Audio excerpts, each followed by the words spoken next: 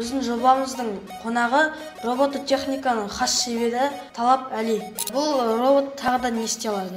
Қазір бізді роботты билетеміз. Қолдармен бүйтіп.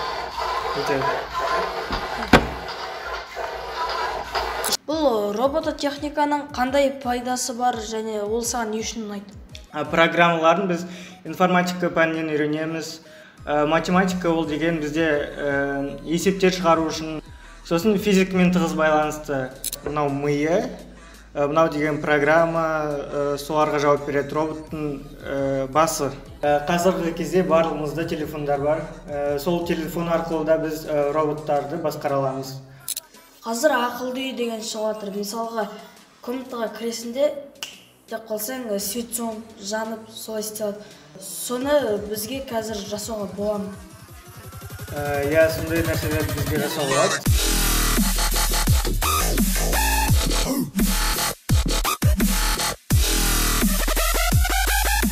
Сәлем достар, сіздермен мен Мансур. Балалар ету жобасына қош келдіңіздер. Бүгінгі біздің жобамыздың қонағы робототехниканың хас шебері Талап Әли. Біздің жобаға қош келдің, Әли. Өзіңді таныстырып жіберсең және робототехниканы қашан бастадың? Мен аты-жөнім Талап Әли. Мен робототехникамен бірінші мектепте бастадым. Бір жыл бойы қатысып, жарыстарға қатыстым. Содан кейін облыстық балалар техникалық шығармашылығы орталығына келдім. Сондағы жетекшім Мақсат Марс Мавлетұлына келдім. Робототехникамен 3 жыл бойы қатарынан айналысып келемін. Мен бүгін алып келген роботтарым ол деген EV3 платформасындағы робот және Arduino платформасындағы роботтар. Бұл робототехниканың қандай пайдасы бар және ол саған не үшін ұнайды? Робототехникамен айналысып кеткен себебім ол ең бастысы технологиялар, машина обучение, басқа хирургия немесе басқа да заттардағы технологиялар. Робототехника және де хирургия дегенде ол биология, математика, физика, информатика пәндермен байланысты. Программаларын біз информатика пәнінен үйренеміз. Математика ол деген бізде есептер шығару үшін, ол былай қалай бұрылады, қалай есептейміз. Сосын физикамен тығыз байланысты. Бірінші сіздерге мына роботты көрсетейін. Мына роботта мынау миы, мынау деген программа соларға жауап береді, роботтың басы, былайға айтсақ. Мынау деген роботтың көзі, ультразвуктық датчик дейді. Сосын деген мынау түс датчигі, ол деген түстерді ажырата алады, немесе қандай түскен айта алады. Көк көрсе көк дейді, сары көрсе сары. Бізде оның 2 датчигі бар. Қазір көрсетем не үшін керек екеуі. Сосын деген біз роботқа 2 үлкен мотор қолданамыз, ол роботтың жүру үшін. Және де бір құттай мотор, ол деген міне қолдар астына көтеріп түсіреді. Ал мынау деген жанасу датчигі, мынаны басқанға робот әсер етеді. Бірінші роботтың қалай жасайтынын көрсетейін. Мына программа бізде түстерді ажырата алады.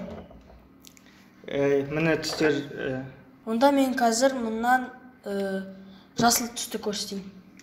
Міне. Green деді. Енді көк түс. Blue. Blue деген көк. Енді қызыл. Қызыл деген ғой. Сары. Күшке жақынырақ. Барлығын ағылшынша тілде айтып шықты. Енді мына робот тағы да не істей алады? Тағы да робот өз көздерімен көре алады. Программа соған жазын. Бірінші қол қойғанда ол деген кедергіні көріп тұрады да сәлем деседі. Сосын кедергі кеткеннен кейін thank you дейді кетеді. Сосын бұлданып бұрылып кете береді. Міне қашып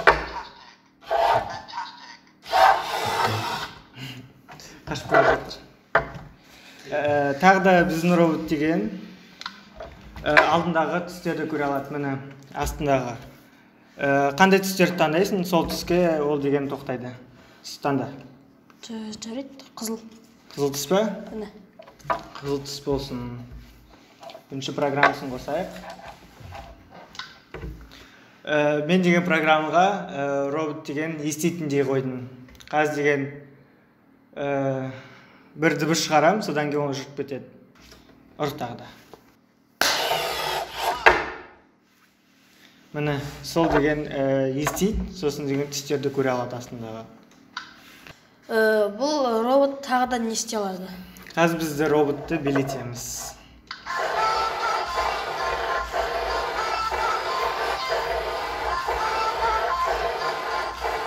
Қолдарымен бүйтіп. Ішінде еще қазақша өлең жазылған. Ол деген интернеттен бірінші жазып алу керек, сосын деген миына кіргізу керек сол өлеңдерді. Бір робот жасағанда бірінші идея болу керек. Мысалы, қандай робот жасау керек екен. Сол идея пайда болғаннан кейін бірінші робот қандай етіп құрастыру керек деген ой болады. Құрастыру деген жарты сағаттан солай кете береді. Тым қиын болса, сөйтіп 1 сағат, 2 сағат бойы жасай беремін. Ал программасына одан да көп уақыт кетеді. Датчиктерін көрсетіп, әрбір нәрсесіне арнайы программа жазу керек. Оған деген 1 сағат солай кетуі мүмкін, одан да көп. Сені қатысып атқан үйірмеде, бұл робототехника үйірмесінде тек қана робот жасай ма, әлде басқа нелермен сайысқа түсе ма, жарыса ма? Жыл сайын робототехникадан бізде жарыстар өтіп тұрады. Ол деген қазір Robotics, Vro, және де жаңағы қазақша жарыс, ол деген Natробоком жарысы. Ол жаңадан енгізілген жарыс. Сол жарыста деген арқан тартыс, қыз қуу, ақсүйек деген ойындар болады. Және де біздің үйірмемізде ішіміздегі жарыстар өтеді. Сол жарыстарға қатысу өте қызық. Сен бана айтып өткендей, қыз қуу, арқан тартыс, асық ату, ақсүйек деген ойындарды арасында роботтар өздері ойнай ма? Сол жарыстарда роботтар құрастырып, роботтар өздері қатысады. Қазір сіздерге сол жарыстың видеосын көрсетемін.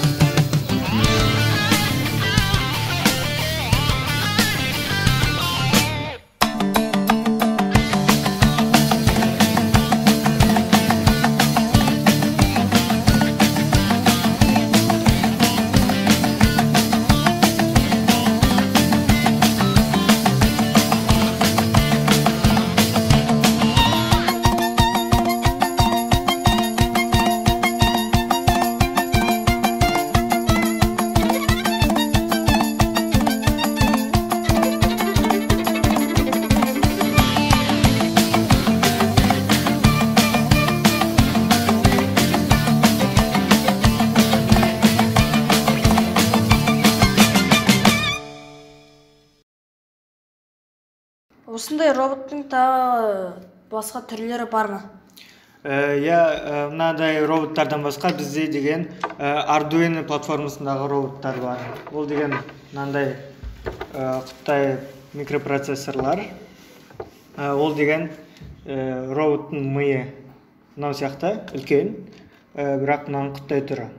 Осындай Arduino платформасында біз деген көптеген роботтар құрастыра аламыз. Мысалға, мынау EV3 пен конструкторлармен құрастырсақ, ал Arduino'да біз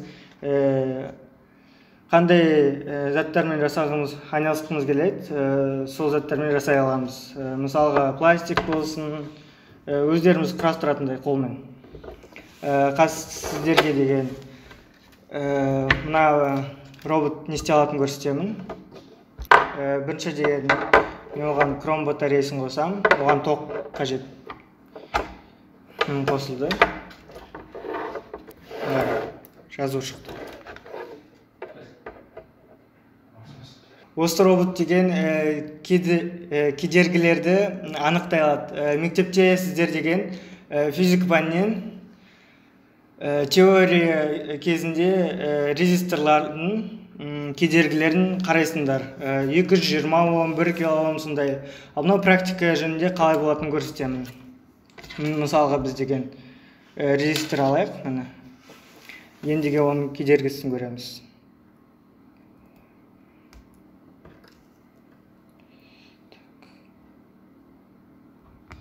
Қара, кедергінің 72 мың деп тұр.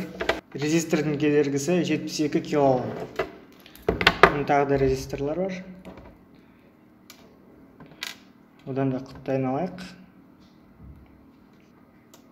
Мынада кедергісі 100 Ом деп тұр.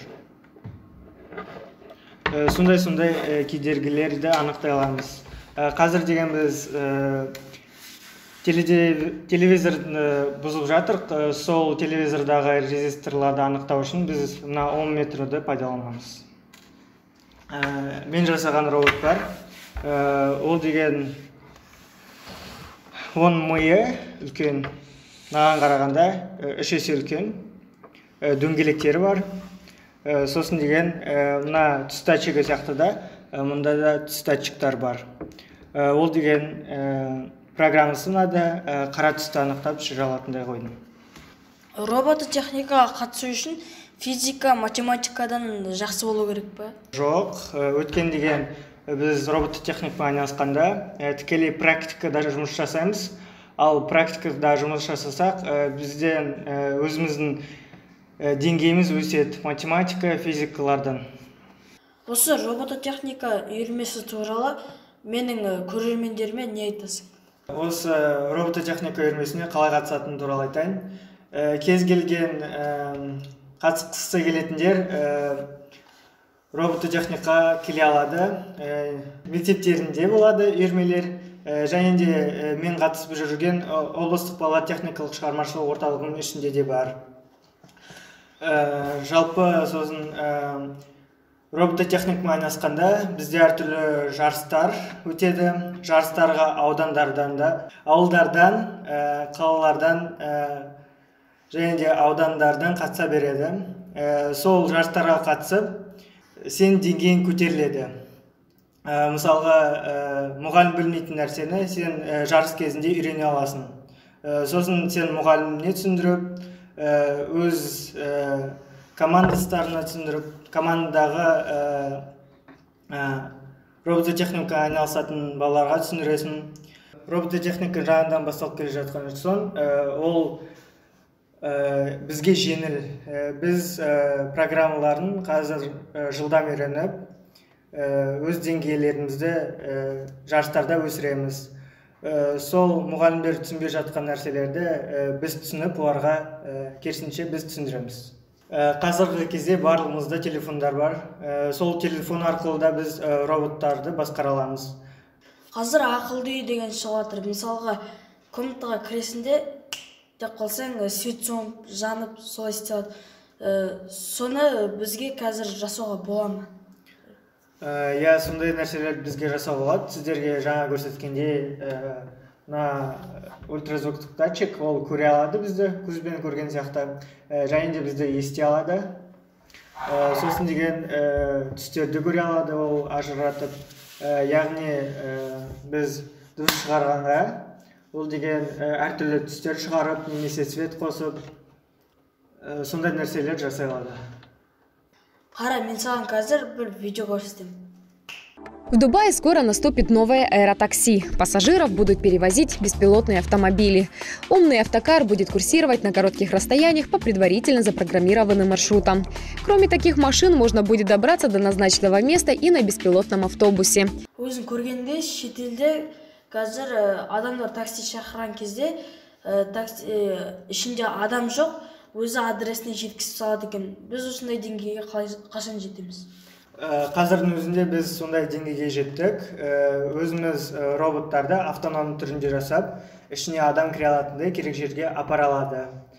Алдағы уақытта біз арнайы сондай машиналар жасайтын деңгейге жетеміз деп ойлаймын. Себебі США басқа да елдерде Tesla деген бар. Tesla'ның өзі автономды түрде жасайды. Сондайда машина шығарамыз деп ойлаймыз. Жақсы, соны жасауыңа тілектеспін. Рахмет, біз де сол деңгейге жетеміз деп ойлаймыз. Құрметті достар, сіздер де осы робототехника саласын үйренгілеріңіз келсе, толық ақпарат төмендегі сілтемеде және осы нөмірде болады. Әли, осы сұхбатқа келіскеніңе рахмет. Құрметті достар, сіздер де осы робототехникаға қатысып, осындай дүниелер жасаңыздар. Сізге де рахмет осы сұхбатқа шақырғаныңызға. Ең соңына робот билесін.